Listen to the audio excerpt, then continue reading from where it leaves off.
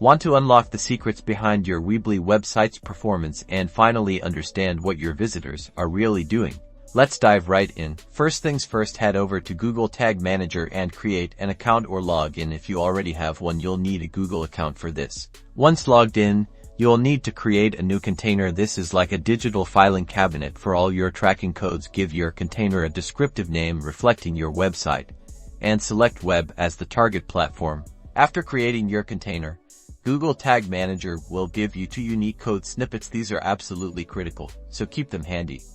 You'll need to copy these. The first part goes in the head of your Weebly website's HTML, and the second part goes right after the less than body greater than tag. Now, let's switch over to your Weebly website editor. You will need to access the HTML code section depending on your current Weebly theme.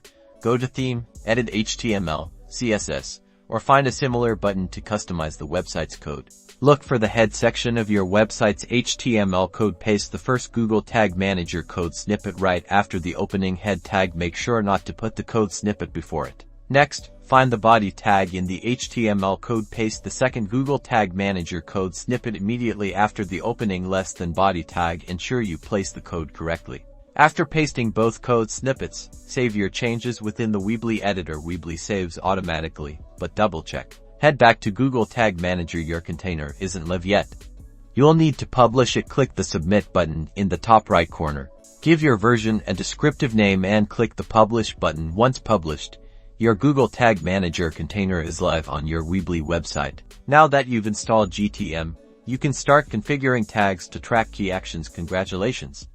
You've successfully added Google Tag Manager to your Weebly website. Start collecting data, understanding your visitors, and optimizing your online presence.